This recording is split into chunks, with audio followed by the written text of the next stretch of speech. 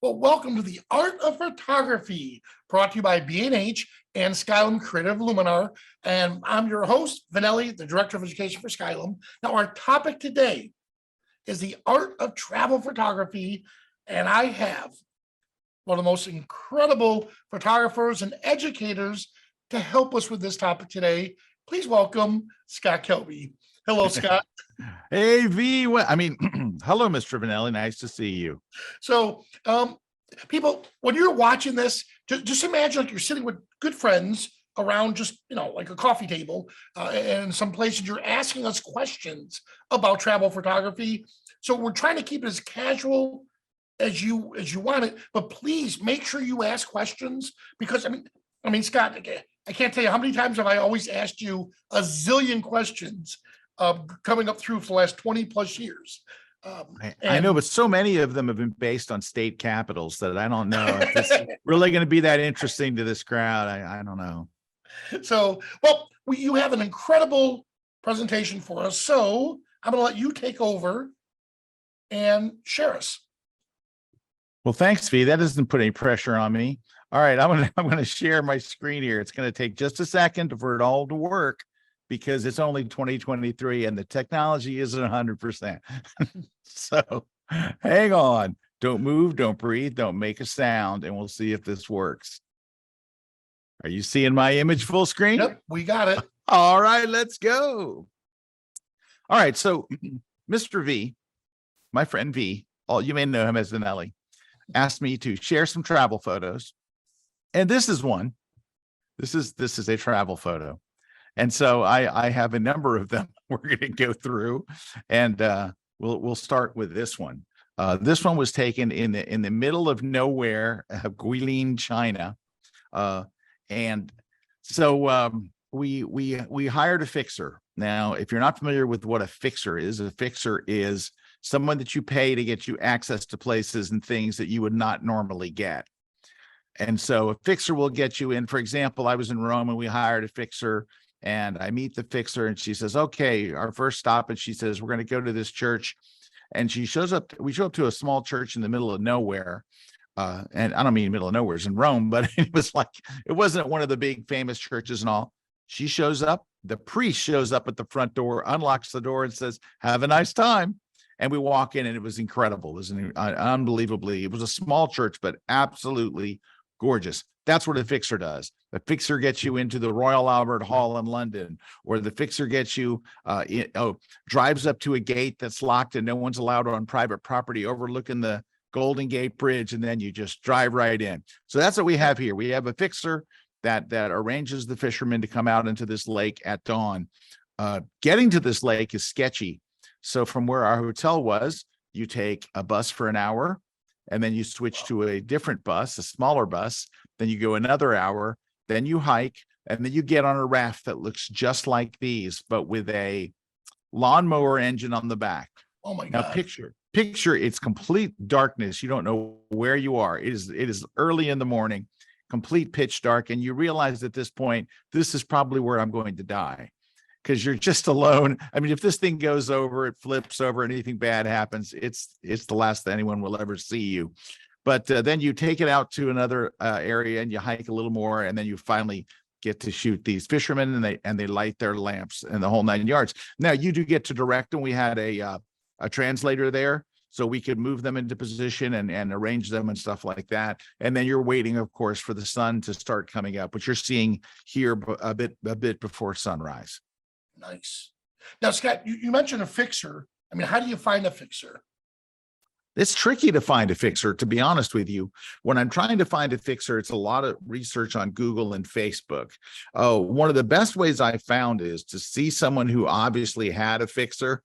Like if you see somebody, like for example, a couple of days later, we're in these rice fields, and you see these on Apple TV. It's one of the screensavers where you see these tiered terraces going, like going down, and you have this, and they hired 3 local women to wear red traditional outfits and balance baskets on their head for us to photograph.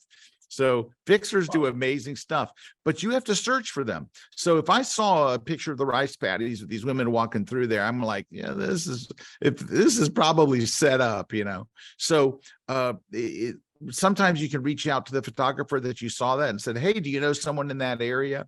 But it's usually just a lot of research on Google, because you don't want a photo guide. A photo guide is not a fixer. A photo guide is going to take you in Rome to the Colosseum. And then they're going to take you to whatever else you want to see in Rome, but they're going to take you to all the famous places, the typewriter, or, the wedding cake, whatever you want to call it. But they're going to take you to the places that everybody would already find, right? That's what a photo guide. So you don't want a photo guide. You want someone who is a fixer, and that is someone who's connected with the local community.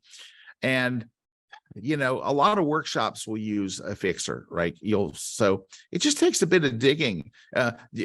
Searching for the word China plus fixer doesn't always bring up the thing that you want, so it does. It just takes a little searching around, a little digging. You have to be a little bit of a detective to finally find somebody. And sometimes if you find the wrong person, or even contact a photo guide and say, I need a fixer, explain what that is, they'll go, oh, I know somebody. So you could start with a photo guide, but don't hire that photo guide, because you'll be very disappointed at the places they're going to take you. Awesome. So that was the first shot here. And you want to go on to another one here, V, or any questions about? All right. This one you've already seen. This is the splash screen photo, and this was on a vacation with my big brother Jeffrey. Every year, Jeff and I take it. My brother V. Yep. Every year he and I take a trip together, and it's a lot of fun. And we just go around, and he's quite a good photographer, but he's completely down to his iPhone. He doesn't really take any gear. He has a Canon, EOS body and the whole 9 yards, but he's down to just taking his iPhone. And I got to tell you, he does really, really well with it. And then he edits it all on his iPad. And so, we're all sitting there, we're loading memory cards and doing all this stuff, because sometimes a group of buddies will all go together. And my brother's over there on his iPad, just editing away and having a great time. This is in northern Italy. So it looks, when you're there, very much like Switzerland, but it is the Italian Alps, basically. It's the Dolomites, or I've heard it pronounced the Dolomites, the Dolomites, and the Dolomites. So it's something like that. It is in northern, and it uses a different dialect than regular Italian. It uses kind of a Italian/German dialect, but it's beautiful. I think it's one of the most beautiful places, and photographers are just kind of getting onto it now. And there's so many things. Unfortunately, there are some that are a hike, and I'm not a big hiker. And especially going uphill, I'm like, oh, I don't know if I really want to do this. I'm the convenience travel photographer. Most of the travel photography that I do is on vacation. So I'm with my wife and kids, or I'm with my brother, and we want to enjoy the experience of the vacation. We want to have great food. We want to go shopping. We want to do all the regular stuff, and we'll take some pictures as well if we can. But we're not there on necessarily a photo trip. We're there to see that place. So that's what this is. And it's lovely. What made you shoot from that angle? I mean, the viewpoint. Honestly, V, I researched this online to try to find it. I really wanted to. I've seen a similar view. This isn't exactly the one that I saw online, but when I put together, sometimes I put together a Pinterest board, right, of the places that I found and stuff. But a lot of times I just throw them in my notes app, and I try to find different views and different angles. And so when I was down in that little town inside that church, I'm looking up and I'm going, I think there's a road up there. Oh, wow. And we just kind of drove around until we found an angle. I'm actually sitting on a bench. So there is a little farm up there and a bench where people go at sunset. And I'm just literally, how lazy is that? I'm sitting on a bench taking the shot. But we stayed there for, I don't know, 20 minutes or a half an hour just to enjoy the view. It was just beautiful. And, awesome. And you got cows and cowbells. You're here going. It's very, very romantic, nice kind of place. I know it sounds weird when I say romantic and I'm with my brother, but I mean romantic in the sense of travel romantic, not romance romantic. Yeah. Now, our friend Matthew Brown in Europe, Photo Hound is what I used, to where you type in the Photo Hound and it actually shows you the location, tells you if it's difficult or not to get to that location, and then gives you ideas of what people have shot. I can see this. This would be a perfect shot on that. I'm writing this down because Say I again? use another place called locationscout.net. That's very good. I've not heard of Photo Hound. This is a new one. I like it. Well, Is I it? was in Scotland, and I found Photo Hound, did this incredible shoot, sent it to Matt, and said, "Hey, I found this new app called Photo Hound." And of course, he thought I was joking with him. And then he goes, "Are you Vanelli? You do know that that's my company?" And I said, "Oh my Oh, God, no!" I had no idea Matthew Brown wow. was a co-founder. Well, there you go. So, so that's Location Scout. that's locationscout.net, I believe it is. That's quite good. And Uh, Photo Pills was another one. yeah, Photo Pills is an app that you can use, and Photo Pills will is more like which way will the Milky Way be? Which Yeah. way will the sun be setting? That kind of stuff. So it's like an adjunct to finding the spot. But Gotcha. I do a lot of research on 500px Yep. on Pinterest. And 500px, for those of you who don't know, is a great website that photographers share, and they do share their location very often. So that's like my number one. Number two is Pinterest, but Pinterest has really gotten very chock full of ads. So a lot of times you think you're following a great link and it turns out to be an ad for luggage. And then Location Scout. Those three are really, really handy. But anyway, it's a beautiful view and it was a lovely Awesome. day and we had a great dinner. What? So that's an important part of travel. That's an important part. All right, next is this was in the Faroe Islands, which is a part of Denmark, but it's not attached to Denmark. It is a set of islands. And this is a very famous waterfall on there. You're literally just pull off the road with 6 other cars and you set up your tripod and wait. And you know, the clouds come rolling in, and you know, I used a long exposure here, use an ND filter, and we'll talk about that a little bit more a little bit later. But and that's how we got the silky water, you know, on that waterfall. And it was funny because we pulled up with our cars you have to walk down a little trail. I'm gonna say it's a 4 or 5 minute easy flat walk, my favorite kind. And when we got there, it was so socked in with clouds that I was like, should we just go back to the car? Should we just go back? I mean, it was socked in, Vanilla. You couldn't see that waterfall. Wow. And so we got down there, we kind of got set up, and with it, like 5 minutes later, it just cleared. It's just the clouds moved and that was it. And it was clear. But I mean, it was socked in to where you could not even see that. It was totally socked in. So let me I have an app here that runs my slideshow. So let me get to that. There we go. All right. So that was it. It's easy to get to it. It's not easy to get to the Faroe Islands. The Faroe Islands are kind of in the middle of nowhere. So, but a friend of mine has a cabin. He owns 2 cabins on the world's largest private yacht.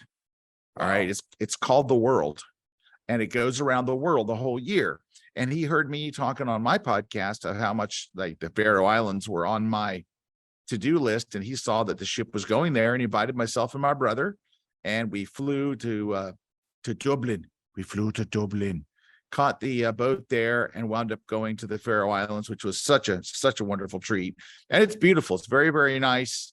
And it's very small, but gorgeous, very, very gorgeous. I would say it's like a mini Iceland. You know, it's got a lot in a little area. It doesn't have the level of waterfalls that Iceland does, but it has quite a few. So that was hey, you know, we have a good question from Danny. sure. You know, for good travel photography, can it be done on a regular tour, or should you concentrate more on a photo tour? If for a regular tour, how would you schedule around the regular tour activities? That is a great question. And I can tell you that unfortunately, most regular tours will leave after the good light is gone and they will return before the good light happens. So you're back at your hotel before you want to be in place someplace great at sunset, and they rarely are. Now you got to realize, like I just did a workshop in New York City, and sunset was 8 o'clock at night.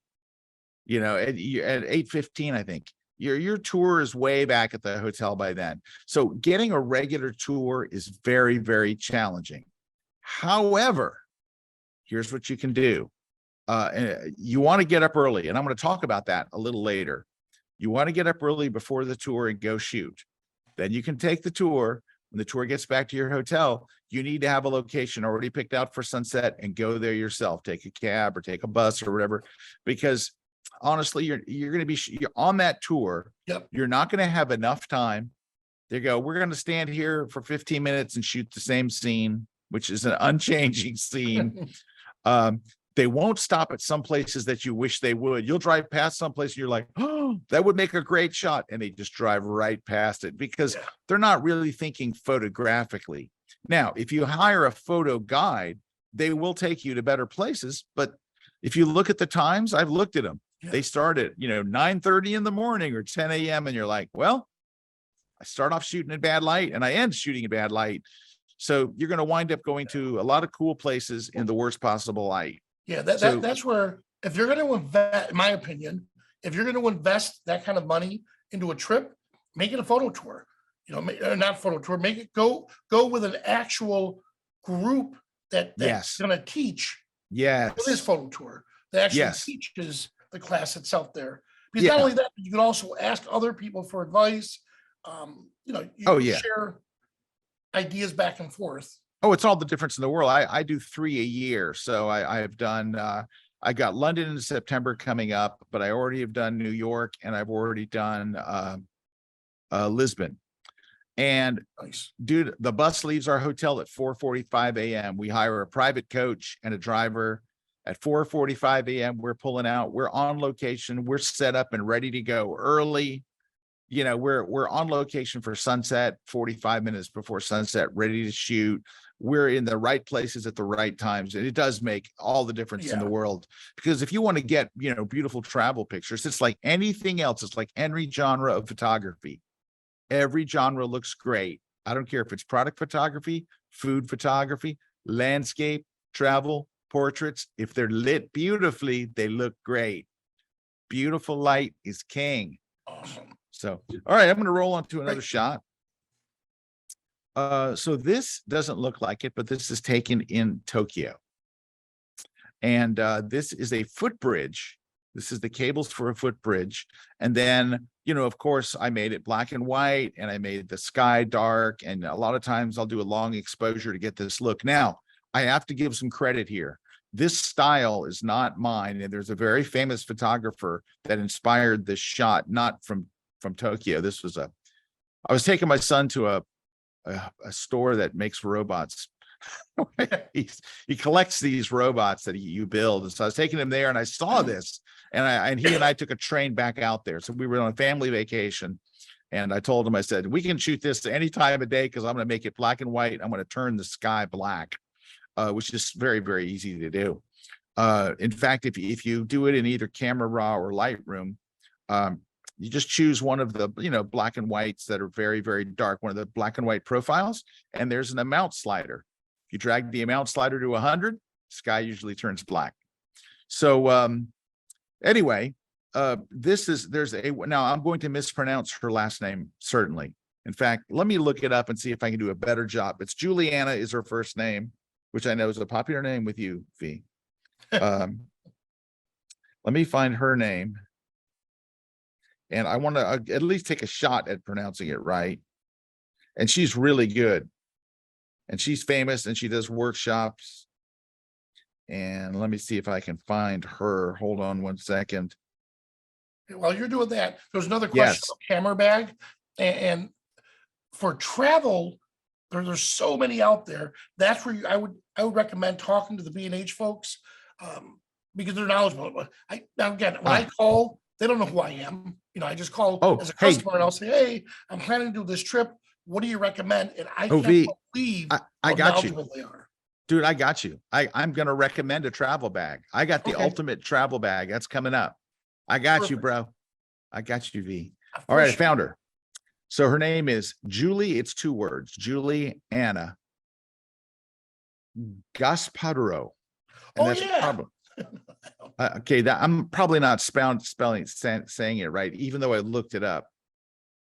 Gasparu. And she's really like, she's, I think, the best at this.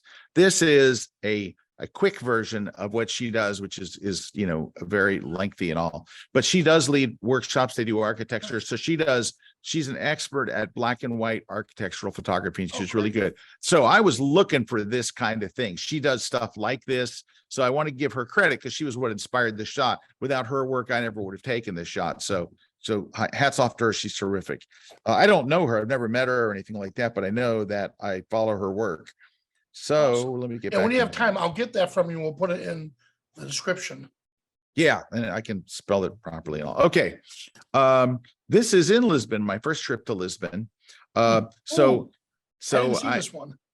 oh yeah, so I'm shooting with my buddy in Lisbon, and my brother is there. It's my brother, my buddy, and some other buddies. We're all in Lisbon, and we're sharing an Airbnb, and we're shooting this at this one palace. I'm changing lenses, and I dropped my lens. I dropped my 70-200, my Canon 2.8 70-200, and it hits the ground. And I pick it up and I go, it's okay. Oh, it was broken.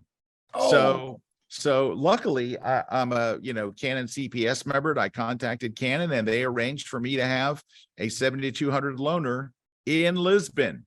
And so my buddy is driving me out to go get my replacement 70-200. And we drive down this street in the middle of the day, packed with cars. But I'm like, dude, we got to come back here because these trolley cars, or trams, they call them, are driving on this street, and they're coming down here.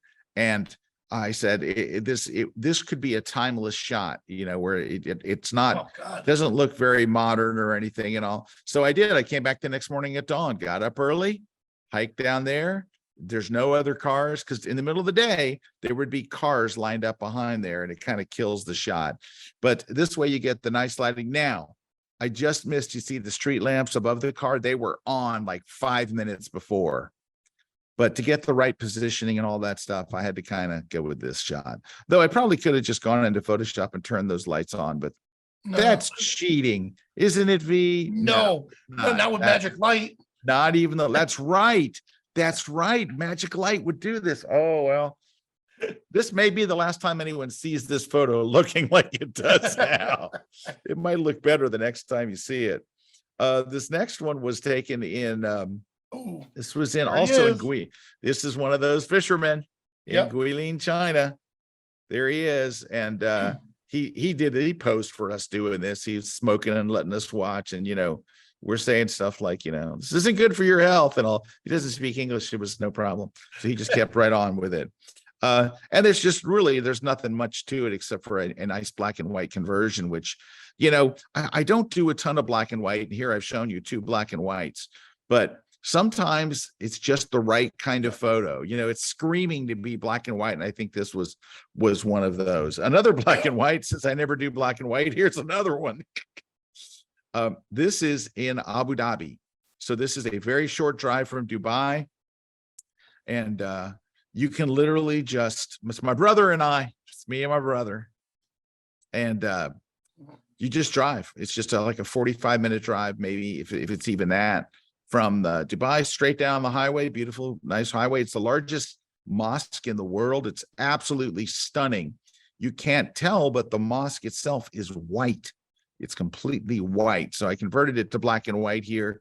And there's just so many angles and so many things. And I think for us being in the middle of the day, the lighting on the minarets looks pretty good. Like it looks kind of soft, but we're there at like, you know, 4 o'clock in the afternoon, which normally you'd have very harsh light, but the lighting looked so nice. I wanted to take the shot, and it kind of, other than long exposure, do you usually handhold a lot of your shots?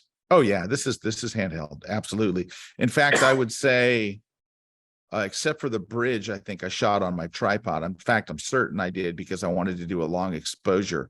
I think all the rest of the ones that you've seen so far have been all handheld. So I mostly handhold. And here's another example of hand holding. This is, I'm leading a workshop in Venice, Italy. Oh, and And this is the Aqua Alta Bookshop, which unfortunately now is so popular. It's a tourist attraction and everybody jams in there. And it's a madhouse in there. So I basically had to sit there and just wait. I leaned against the books you see on the right, waiting for a gondolier to come by because there's a little, there's a canal right there. So I'm just waiting for there to be nobody in the picture and for the canal to come by, and people keep sitting in those chairs. And I'm like, so you know what I find works in these situations where people keep walking into your shot? Just a little thing of pepper spray, just a tiny bit will clear them right out. But this is just patience. This is literally, I'm just sitting and waiting for all this to go by, waiting for the. How did you find this place? Researched online, 500 Gotcha. PX and the same stuff. Now you can't miss it. I mean, it's considered one of the most beautiful bookstores in the world. We're going to see another of the most beautiful bookstores in a few minutes. But it's just it's a very nice, it's neat to see. And you can't tell, Vanelli, but on the left, there's an entire gondola inside the bookstore full of books. You can see kind of part of it at the very left side. But yeah, there's a gondola there, and people do go in there and buy books, but really you're just there to see it. It's kind of wild there. It's this next one it's just weird. It is I'm so sorry, but how many Kelby books did you find in there? Zero. They're mostly Italian, and they have Italian translations of mine, but I did not see any. I've been there multiple times. So this was interesting. This is on that same trip to China. And I'm with my friend Rick Salmon, and so he and I are together. And Rick tells me we're gonna climb up this hill, and I'm like, how are we climbing up? Oh, there's stairs. And I said, okay, how many stairs? He's like, it's about 770 stairs. And I'm like, geez. Dude, I got a bad knee. I'm not gonna climb 770 stairs. He's like, dude, if you get up there, the view's pretty amazing. And I'm like, 770 stairs. And is it stairs like at the mall, or is it stairs like carved into a mountain? It's carved in by the local villagers. So every step is a different height. Sometimes there's a railing, sometimes there's not. Now, so I'd hurt my knee. I'd been shooting pro sports for many years, shooting pro football and all this. And I had to stop shooting. I was shooting for a news wire service. And it was, I was shooting the Outback Bowl.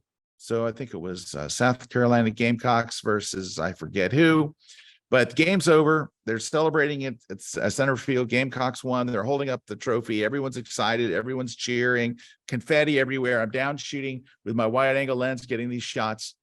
And Vanelli, I go to get up and I can't get up. Like I just couldn't. Another photographer comes over and says, "You okay?" And I'm like, "Yeah." He says, "You need a hand getting up?" I'm like, "No. Okay, I need a hand." And he helped me up. Unfortunately, I realized that was kind of the end of my football career because you gotta shoot on your knees for sports. So I resigned from the workshop. I mean, from the newswire that Monday because I just told him I can't do this anymore. The season's over anyway. So, all right. The reason why I'm telling you that story is because now I'm facing having this hurt knee and 770 steps. But I did it. Wow. Because you're there once, right? And now I'm going to tell you, it took me a minute to get up there. I didn't go up like a gazelle, right? I wasn't like, bing, bing, bing, bing, bing. I was like, I'd go 10 or 20 steps. I'd take a few deep breaths. I'd go another 10 or 20. I'll bet it took me 45 minutes to get up there, but I made it. Now, when I got to the top, I'm gassed. I'm like, so I kind of get myself together and I got this shot and I got some other shots. So then Rick tells me, in a couple of days, we're going back up there. I did it twice. Wow. All right. But the reason I'm telling you this story is besides that, do you know what's weird? It fixed my knee. Oh. My knee hasn't hurt a day since. I could go shoot football tomorrow. Like my knee got fixed. Like while I was on that trip, all of a sudden I'm like, God, my knee feels really good. I mean, my knee was so bad, it was waking me up at night. And I'm thinking I'm getting surgery. But the answer is 2 ancient mountains in China, and my knee's fixed. It's crazy. All right, so that is it was quite a hike up and quite back, but I lived. I survived. You bring out a good point. honestly, because like when we were in Iceland, there are some shots. I said to Jim Nix, Jim, I don't know, scout ahead. Tell me if it's worth the effort of me making it there. And he sends me a picture of my phone. I'm like, oh man, it is. And I struggled to get to that location to shoot it. Some shots, I was like, is it worth the pain? Nope, not gonna do it. So, don't be one of those people that says, I don't care, I'll just work through the pain. And then you re-injure yourself even more. It does help to have somebody scout it for you. Yeah. Because we did that in Slovenia, where I didn't go up to the top of this hill and everybody came down and said, dude, it was nothing. Yeah. They're like, you couldn't get the shot. There were trees in the way and stuff. All right. So this one you probably recognize. Yep. So, but what's interesting about this is it's from Vik, Iceland, VIK. If I were to move my camera a little to the left or a little to the right, you'd see all kinds of stuff, billboards and cars and parking lots and all kinds of junk. But there's a place where you can pull off the road and frame it up to where you just have this church all by itself. But there's all kinds of stuff going on around it. It looks like, I mean, it is kind of by itself, but if you're shooting from a distance, you see all kinds of stuff. Oh, there's a gas station. It's not pretty. Just a couple more here. This one is from Tuscany, and it's a very, very popular place. I don't normally like to shoot in the day, but this is way later in the day, and it's just a very interesting crop of trees. So when I did my research, Vanelli, do you see the trees off to the right, way off to the right? Yep.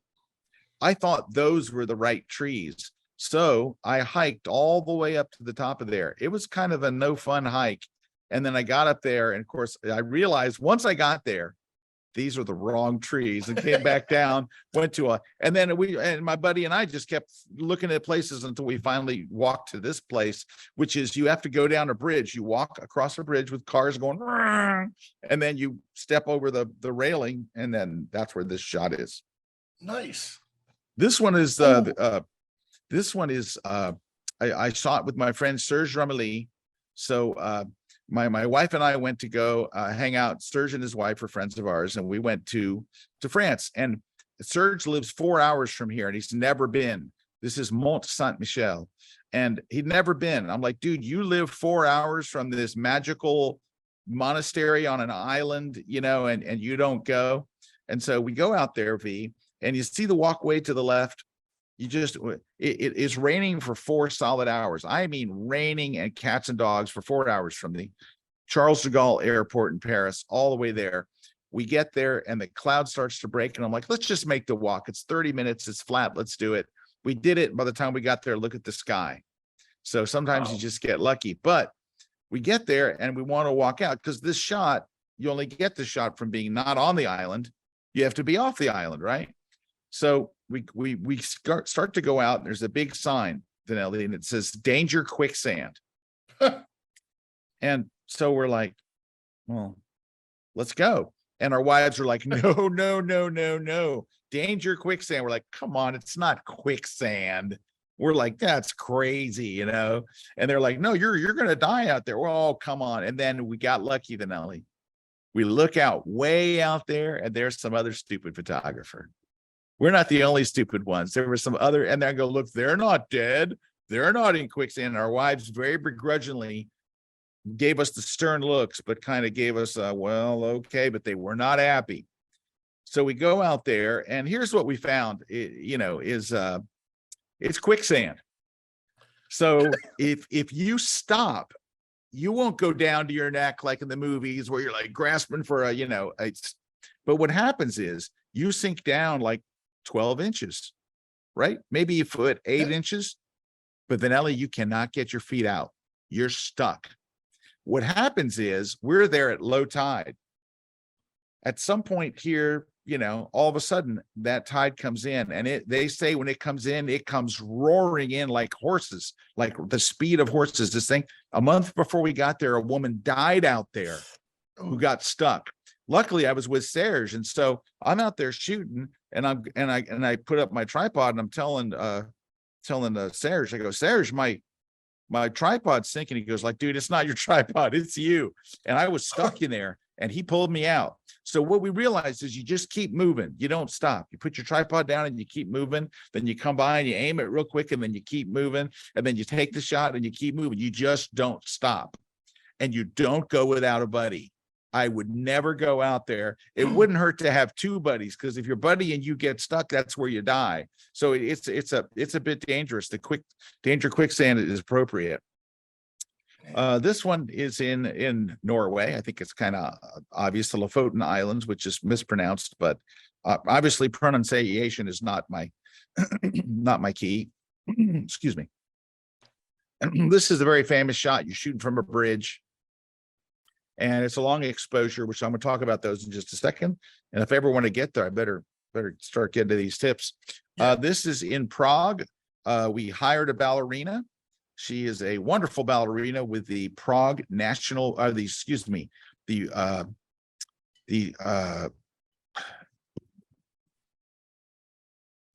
Czech Republic National Ballet. There we go. Sorry, I went blank for a second there. So she's with the Czech Republic's National Ballet, and she came out and brought 3 different outfits for an hour. It was wonderful. It was amazing. We found her on Instagram, and she charged $25. Wow. So she was my replacement? She was your replacement. Instead, I was like, if Vanelli was here, we would just use Vanelli, but there's no one here, so we'll get a ballerina from the Prague National Ballet. All right, this one is from this one's from Tuscany. It's a very famous church used in the movie, or a little very, very tiny chapel used in the movie, Gladiator, right? Oh, so okay. And we're just getting up early in the morning. We were very lucky to have that rolling fog, and as the sun comes up, usually once the sun comes up, the light gets bad. You can see the sun's already up in the sky, but in Tuscany, you want to wait for that sun to come up so you get the beams of light, and it lights up the fog and all that stuff. You'll recognize this next one, V. Oh, beautiful. Also outside of Vik, Iceland, a very famous sea stack. And we just got really lucky with the clouds that morning. We're sitting there. I'm with my buddy, Terry White. We're on vacation together, and we're just like, I can't believe what we're seeing. Terry is not fond of getting up at dawn, not fond at all. But he was like, dude, this was totally worth it. All right. So that's like 15 pictures, which is a lot to go through. That's awesome. But I do have my 7 top travel tips. So if I was sitting at a bar with a buddy, like you were talking about, and they said, give me some tips for my next trip, these are the 7 I would give you. The first one we've actually kind of already talked about, which is how important research is. The success of your trip, whether it is a photo trip where you're going specifically to take photos, or you're there with your family, it's all about the research. If you do the research, you're going to get a great opportunity to get great shots. Like I said, I start at 500px. It's interesting. You do not have to join 500px to search it. So you can scroll to the bottom and go to, I think it's either discover or search. And you can literally just type in, Iceland, and you'll see tons and tons of pictures of Iceland from individual photographers saying, here's my favorite picture of this, of Iceland. And it's wonderful. It really is an incredible resource. It's totally free. You can join, and it's nice to join. I have a membership with them, but it's great. But the difference is, this is an individual photographer sharing one of their great shots, and they tell you very precisely, often, sometimes with a map and GPS coordinates, exactly where they were. Oh, good. Not always, but often. The next one is different. The other one, or other resource I use, is Pinterest. Now, the difference here is these are not photographers generally. On Pinterest, it's people curating their favorite photos from all different photographers. So it's regular folks that have a good eye for photography. So when you click on one of them, you will find, great collection of beautiful photos from all over. So it's different. It's more like you're looking at a museum of images, where 500px is individual photographers. Now, the tip that I would give you about this research is, this is going to sound crazy, but I'm telling you, this one pays off big time. When you get to a new city you haven't been to before, very first morning, very first day, before you go anywhere or do anything after breakfast, jump on one of those 2-hour bus tours. So jump on one of those bus tours, take your phone and do a tour of the city. It's going to go by every big major thing, and you're going to go out and you're basically location scouting. That's what you're doing. You're on the top of a double-decker bus. You're going to location scout. You're looking for good places. If you see a good one, you're going to take a picture of it, because your phone will embed GPS data right into it. Smart. And on your phone, you can look and it'll show exactly where you were standing. It'll show a satellite picture of where you were, just right there on your phone in the phone app. So if you see a great place, but more likely, here's what you're going to use it for. If you go to Europe, like, for example, I went to Rome with my wife and my brother and my kids and all, took a family trip to Rome. And I'm thinking, tomorrow morning, I'm getting up at dawn. I'm going to be out. I'm going to get my shot of the Colosseum. But on the bus tour, I drive by the Colosseum. Oh, gotcha. Do you know how many things are in scaffolding in Europe or in anywhere are being restored and repainted and refreshed all over? Everywhere you go, it's scaffolding. When you take that bus tour, you're going to drive by places. I drove in Paris. I drove by one. And I've been to Paris many times, but I still took the tour because it's going to drive right by every big monument. Smart. Drives in front of the Opera House. I always wanted to get a shot of the Opera House at dawn. Dude, they had a concert going on. They have a big stage set up and all this different stuff. It's totally, all right. But I'm going to give you one more. You ready for this bonus one? This is a good one, Vanelli. Ready? Yep. If you, for example, I was in Prague, I wanted to take my group to this church. There's a church where if you use a platypod, you can get this great leading line shot that goes all the way to the church, just like a perfect setup. We're going to get up at dawn and go, but here's why we didn't. I went to the webcam for webcams, and I saw the live webcam showed a truck setting up rows of porta potties right in front of the church. It was like they said, we heard some photographers are coming. Let's put porta potties. But it was because there was a 10K race the next morning. So the shot was shot and we wound up going someplace else. Don't overlook any cool place has a webcam out front. If it's someplace that you're going to want to go, look at the webcam before and you'll find out. All right, that's tip number one. So the research is important. Don't sleep on that bus thing. It's really good. All right, ready for tip number two? Yep. My gosh, travel light. Yes. I would say one of the biggest mistakes that people will make, and if they come on my workshops and they bring too much, they always regret it. Because number one is you want to enjoy the trip.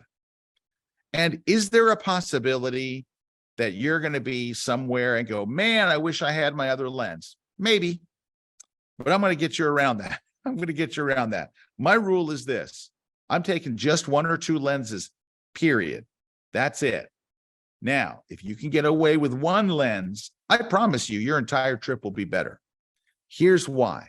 If you take two lenses, I can promise you this. As you're walking around a city, whatever lens you have on, right then, when you turn the corner, is the wrong one of the two. So then you switch lenses and you take the shot. Walk 10 feet. Oh, I got the wrong lens on. Switch. You will spend your whole trip switching lenses. If you can get away with one lens, I'm telling you, it will make your whole trip. You'll always have the right lens, but I'm going to tell you the lens. Ready? Yep. Now, I'm going to give you Canon, Sony, and Nikon. If you're on Canon, this is the one. I love this lens on a level you can't believe. This is the Canon 24 to 240. So you're going from wide angle, a nice wide angle, all the way to 240. It's f4 to f6.3, so it's a fairly decent range. It's light, it's small, and you can check the price on B&H. I believe it's like $8.99, and it's sharp.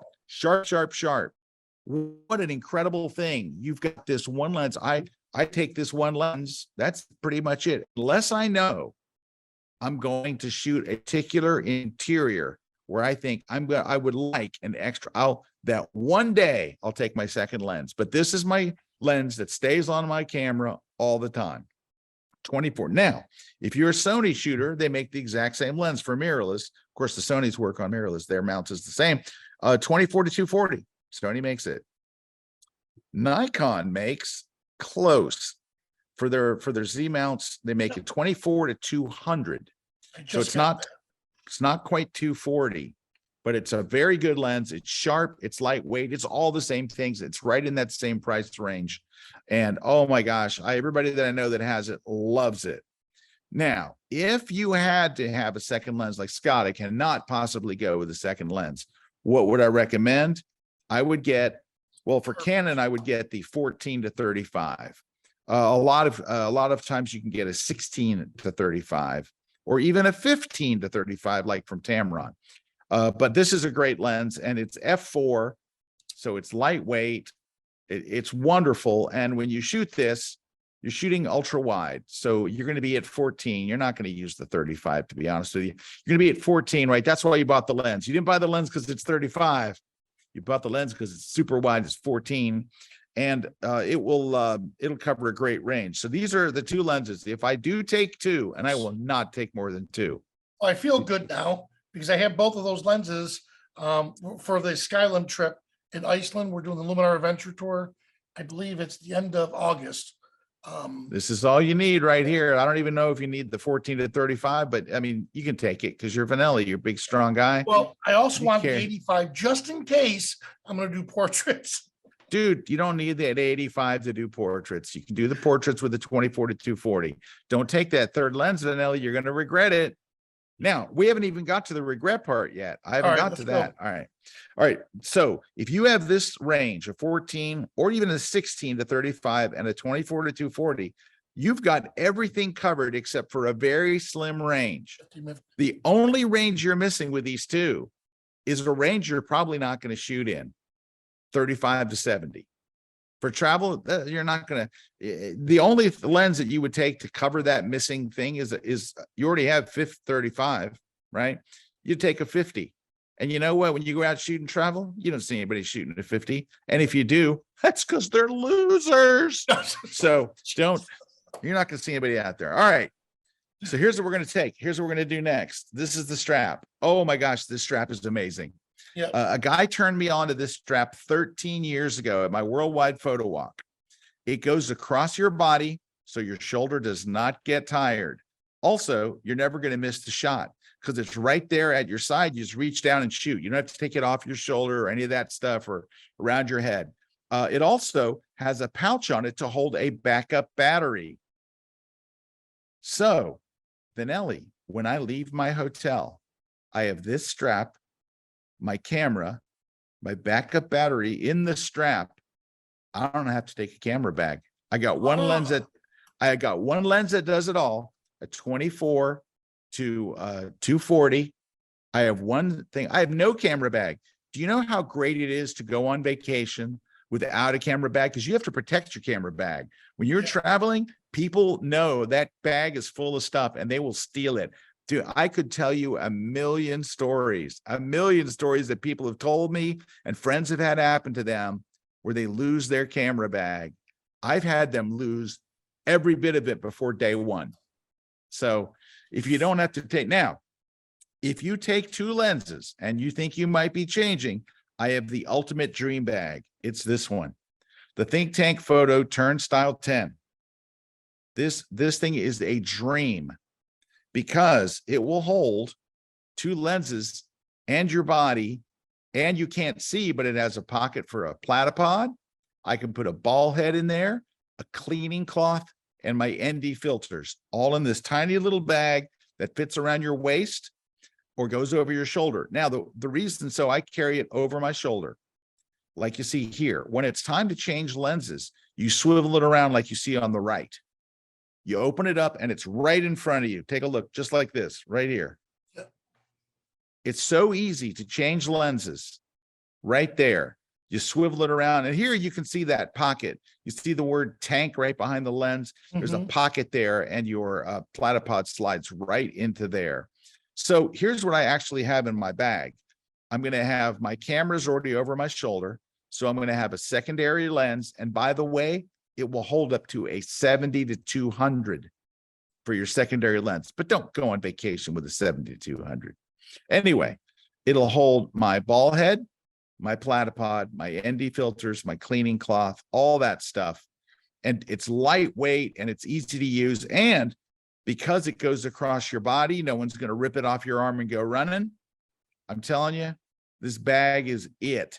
And I want to give a shout out to Jeff Leinbach, who turned me on to this bag years ago. And I love it. This is the best bag I've ever had. And I've got every bag, Vanilla. You know how we collect bags, right? You can't stop buying them. I got the big roller bags. If you're taking a roller bag, you've made a huge mistake already. All right. Number 3, when you're there, do not forget to shoot the details. Yes, we want the big hero shot. We want the big Eiffel Tower at dawn. And you have to shoot those shots, by the way. If you go to Paris and you're going to show other people your shots, you better start with the Eiffel Tower because that's all they want to see. Just like, oh, you went to Italy, where's the Leaning Tower of Pisa? Oh, you went to London, where's Big Ben? Start off with the classic shot, and then everybody will be happy. But if you shoot little details and stuff, it makes all the difference in the world in telling the story, right? So not every shot can be a hero shot. So for example, this is a stupid looking shot in a temple in Tokyo, but you don't have to show this whole stupid looking shot. You can zoom in tight and get a detail. This was right there. Wow. Now, this one is, I think, a detail shot of these little cats over there, but you can zoom in and get even closer.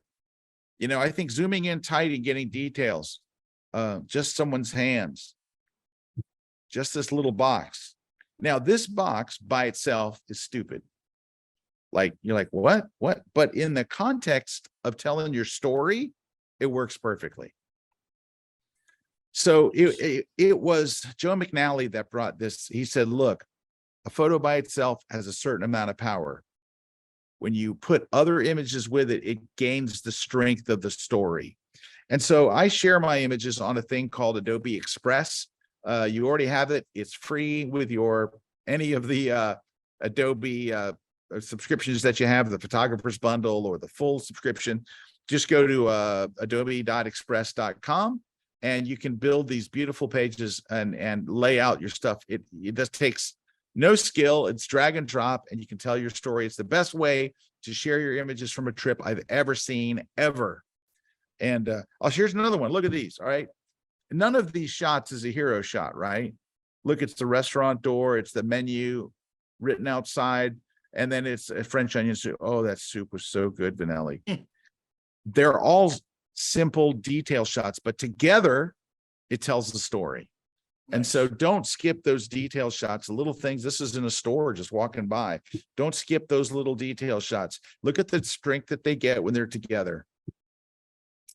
All right, so that's detail. And so don't forget that. And a lot of people skip over this stuff, but I think it when you're telling your story, it makes a big difference. All right, now next, I'm going to talk about the scourge.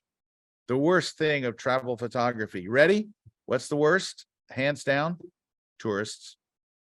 They have no right. They have no right to be there. None. We're trying to do serious work and they're mucking up our shots. How do you get rid of tourists? Well, there's a number of ways. And I'm going to give you, the first one is get there early, right? This shot you saw earlier, dude, there's cars behind it. There's Mercedes and there's BMWs and there's Hyundais and there's people walking everywhere and there's junk everywhere. Same thing here. I went the day before, middle of the day. There's probably 3,000 people there everywhere. Vendors, people.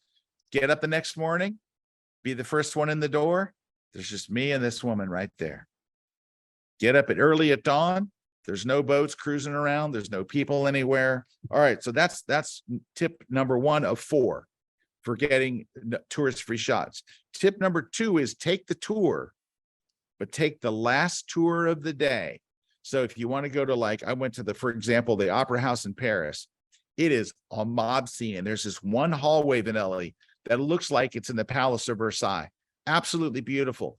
Packed full of people. So what I did was I took the last tour of the day, and as they leave the room to go to the next room, I just wait.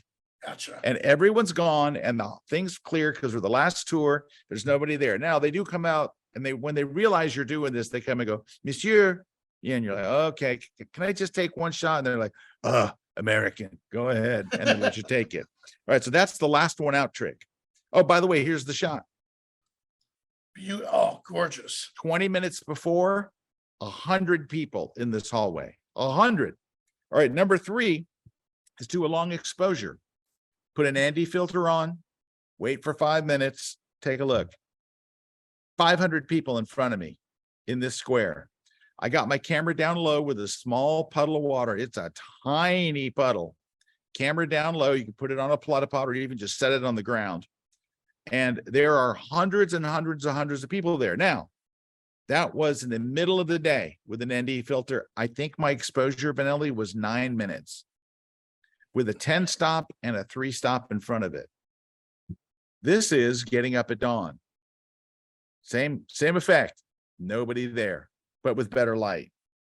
The last one is incredible. It's using Photoshop's generative fill. So this is an AI photo feature built into Photoshop. So I'm going to show you how it's done. But first, I want to tell you where we're going to use it. So I was in Portugal, with a workshop earlier this year, and there happens to be one of the most beautiful bookstores in the world. It's so beautiful that they've given up pretty much on being a bookstore. I mean, they sell books, but it's a tourist attraction. It literally is a tourist attraction.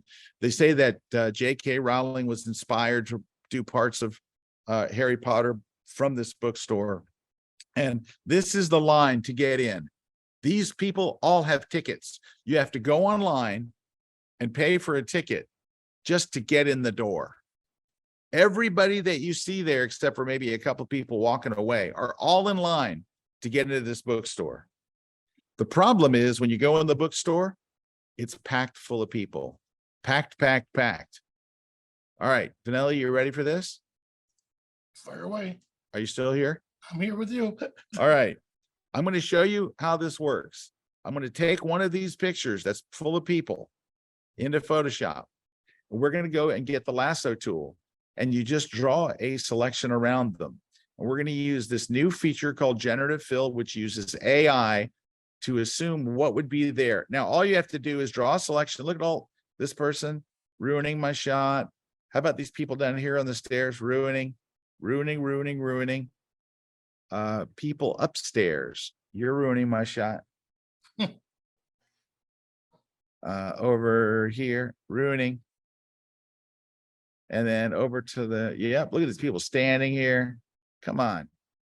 All you're going to do is you don't have to do anything special. You're going to click the word down at the bottom here. Oh, there's one more. Generative fill. Don't even type anything in, just click generate. It takes about 12 to 15 seconds because it sends it up to the cloud real quick. It looks at it, it analyzes it and says, well, how can we fix this? Give it a second here. Wow. Is that insane? Yeah. That's crazy. That's it. And you have 3 different versions. Look, one, I think the first one looks better, but you can click through 3 different versions and choose the one you like the best. Now that I see that, I see some people in the background that I would get rid of as well. But that's the other way to get rid of people. It's not, you can't always do it, right? But it works in most cases phenomenally well. All right, just 2 more tips, V. Just 2 more. All right. This one is something that a lot of people avoid. They don't do it, and I think they're missing out. You have to take shots that include the locals. I see a lot of people come back from a trip and it's all buildings. It's buildings. Were there no people there? Was there no one there? You know, there are times where you want to get rid of tourists, but getting shots of the locals is important. It helps to tell the story of where you were. You want to see what they're wearing, what they're doing. By the way, everyone under 30 on their phone at all times. Forget trying to get a shot of someone without their phone. This is a selfie I took while I was there. Just a selfie. I thought it would be fun. You got to take pictures of the people. You got to take pictures of the locals. Now, how do you do this? How do you get the locals to pose? Well, so far, only 2 people have posed for all these. This guy posed. She didn't even know I was taking the shot. Look how happy they are that I'm shooting their picture. They're delighted. Okay. So number 1, most of these shots are candid. Most of the people I just showed you did not know I was even taking their photo. But if you do see someone and you want to take their photo, especially in a foreign country where you don't speak the language, here's the technique I use. I look at them and I hold up my camera like, I'm going to take your picture, but I smile. You got to smile. Vanelli, you got a great smile. This will be no trouble for you. You're going to smile and go, hey, all right. And then you're going to take the shot. Now, you're still smiling. This is fun, right?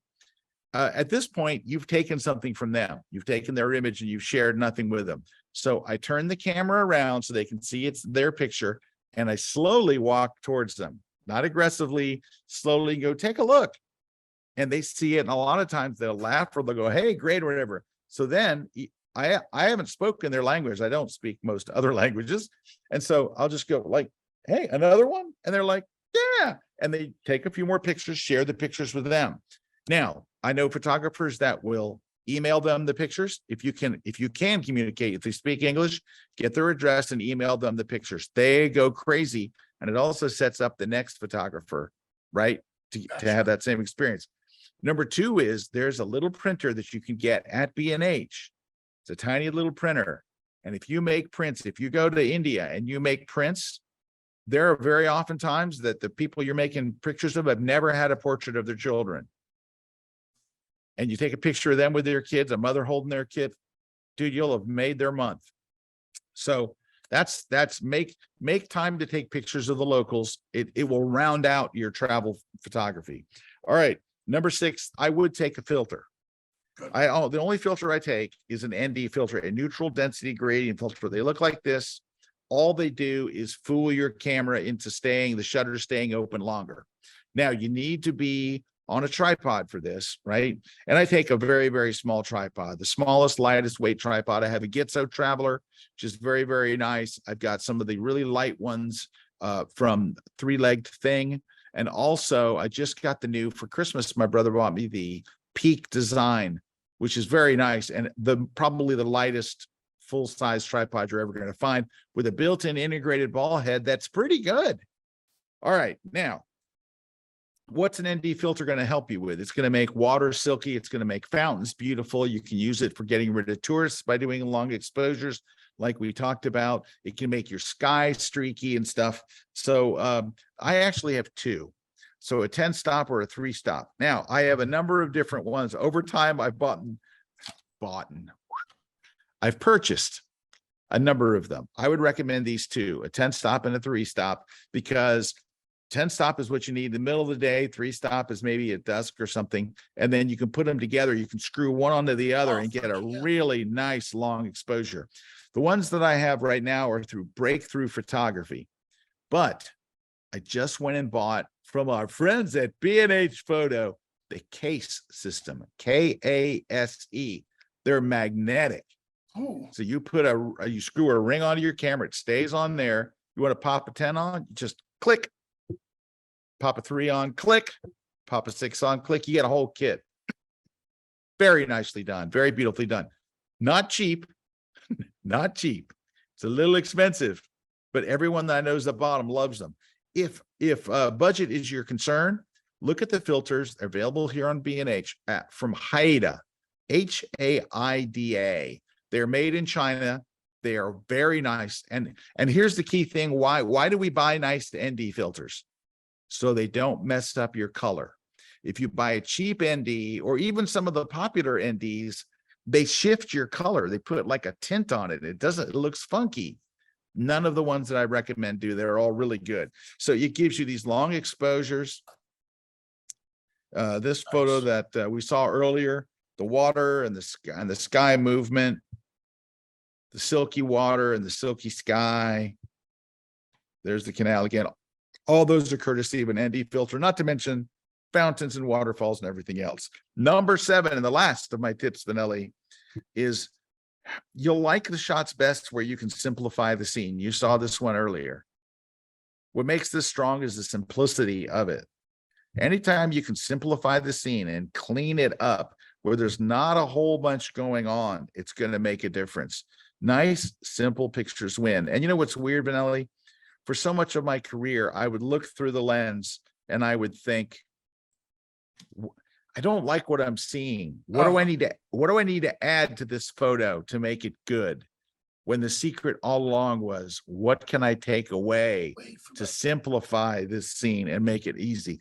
So this is on the steps of St. Paul's in London. I got lucky with a young lady standing there with the red. I wish I'd thought to walk and hand someone a red umbrella, but she just happened to be there. Now, what's missing from this photo? Other people. There were 3 or 4 other people, and I just used the healing brush and cloned them out, because getting it down to just her simplified the scene like you can't believe. And we lost Vanelli. He's just now a blank screen. I'll be coming back. I don't believe you. And we just had a major power surge. Again. oh, unfortunate. Okay. Well, don't worry, V, I got you. I'm So back. there's Venice. You saw this one earlier, but when you can simplify the scene, it really does make all the difference in the world. Now, I'm going to give you a tip using Luminar Neo, and I'm going to show you how to do it. And this is such a powerful thing, and it makes your life so much easier and saves you so much time. So take a look at this shot taken in Tuscany. You know what I love? Look at the power lines. Aren't those nice? Look at those. Those are great. They really make the scene romantic. So what you're going to do is you're going to go up here into the filter menu. We're going to go to Skylum software and choose Luminar Neo. When the interface comes up, which it does within 45 minutes to an hour. No, there it is. Just kidding. Go up to edit.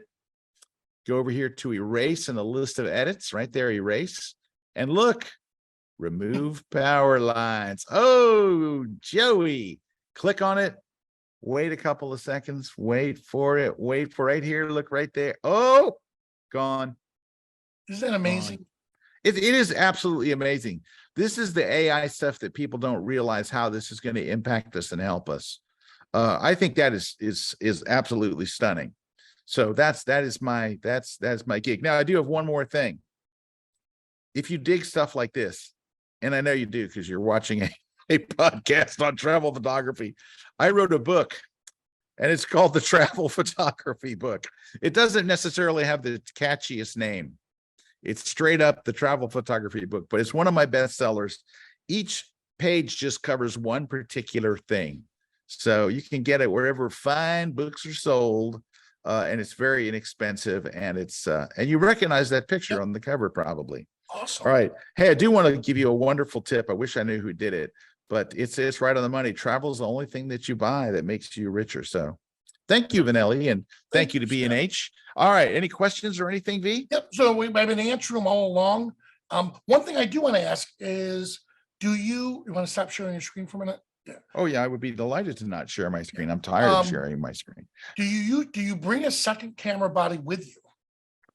Yes, I do. A 48 megapixel camera. Nice. Right here. This is exactly my backup camera.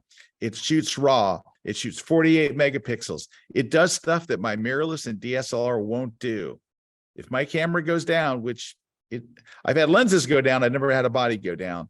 This is my backup. I could shoot an entire trip with this. No problem. Awesome. All right. I want to show you just one thing, Scott. I think I showed you this once before. Let me get the camera too. And by the way, everyone, in Florida, Scott, you know this, we are prone to lightning strikes. So thank God my entire system was on a UPS on a power supply. Yep. So, all right. So here we are, Scott. You're seeing my screen, right? Yeah, I see your screen. Yeah, that's one of our those gentlemen with his pipe. So here he is. Here's before and after. That's before. Wow. This is after, but what I want to show you real quick, watch this. I'm going to come over here and I want to discard it.